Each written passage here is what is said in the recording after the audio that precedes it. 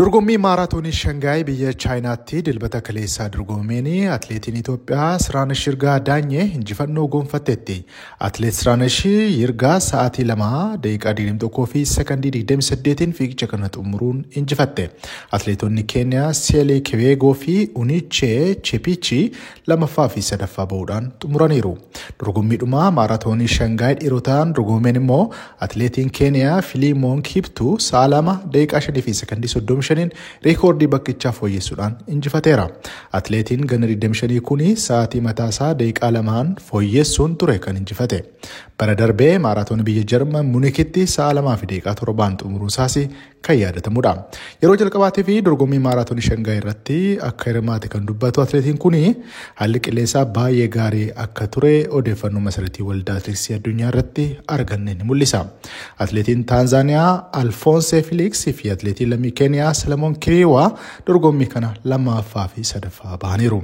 Odeeffannoo atileetiksii kan biraatiin yaa'iin idilee 27ffaa Federeeshiniin Atileetiksii Itoophiyaa bara baajataa bara 2016 birrii miliyoona 200 fi miliyoona 20 ol raggaasisuudhaan xumure.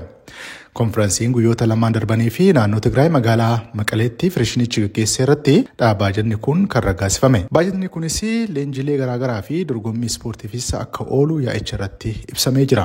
Hirmaattonni konferensichaas xiyyeeffannoon leenjii piroojeektii dargaggootaaf kennamu akka qabu walii galaniiru. Pirezidaantiin Federeeshinii Atileetiksii Itoophiyaa gargaartuun komishiinaraa Daraartuu Tulluu Itoophiyaan addunyaa irratti caalmaatti akka beekamtu gochuu fi galii dhaabbatichi qabu guddisuudhaaf federeeshiniiwwan naannoo waliin ta'uudhaan ni hojjannaa jedhan. Konferensii kana irratti hooggantoonni ispoortii fi leenjistoonni naannolee hundaa irratti qooda kan fudhatan yoo ta'u, guddina atileetiksii naannoo isaanii guddisuu fi kutannoodhaan akka hojjetanis yaa'ii kana irratti waadaa galaniiru. Odeeffannoo keenya Pirimeer Liigii Ingiliziitti yagguu dabarru immoo dilbata kaleessaa tapha Maanchestar Yuunaayitid fi Everton jidduutti taphni Pirimeer Liigii Ingilizii taphatameen taphataan umurii xiqqaa Alejandro Garnacho goolii bareedaa bara kanaa galchuudhaan seenaa addaa hojjeteera. Kilabni Everton erga qabxii 10 sababa seeraa cabsuu bu'aa argachuutiin hir'ifamee adabame booda tapha jalqabaa Maanchestar Yuunaayitidiitiin injifatameera.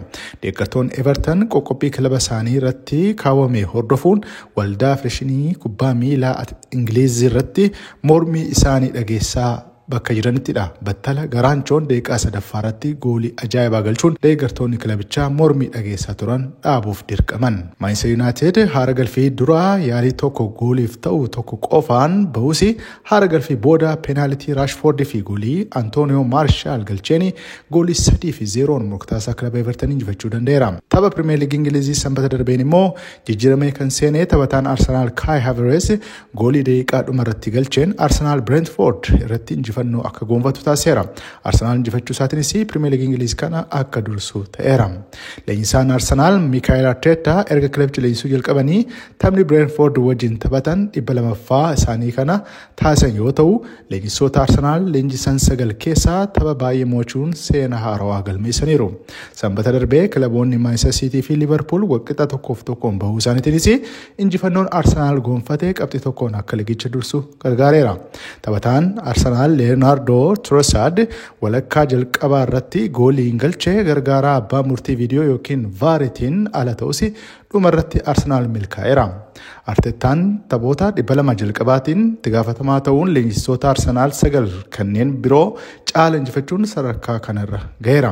Haa ta'u malee Maartiin Odegaard fi Gabriel Jesus miidhama irra jiraachuun isaaniitiin ammas Arsenaal ga'umsa mo'achuu isaa shakkisiisaa jira. Keessumaa tapha sanbata darbe irratti ga'umsa cimina Brentford agarsiiseen booda. Taphoota Pirimeer Liigii Ingiliz torbee 13ffaa kan birootiin Maanchestar City fi Liverpool falmii cimaa agarsiisuun walqixa 1-1 xumuraniiru. Dirree isaatti kilaba Chelsea kan keessummeesse Newcastle United goolii baay'ee 4-1 kilaba Chelsea injifachuu danda'eera. Aston Villaanis akkasuma kilaba kaaba London kan ta'e Tottenhamin goolii 2-1 mo'ateera. Haala kanaanis Arsenaal Pirimeer Liigii Ingiliz kana qabxii 30 dursaa jira. Maanchestar Cityin qabxii 1 caalamuun lamaffaa yoo ta'u, Liverpool fi Aston Villaan qabxii wal fakkaataa 28 gooliin wal caaluun sadarkaa 3ffaa fi 4ffaa ta'uun dursaa jiru. Gabaasa sagalee Ameerikaatiif qindaa'eef Eebbisaa Naggasaa, Stockholm, Sweden.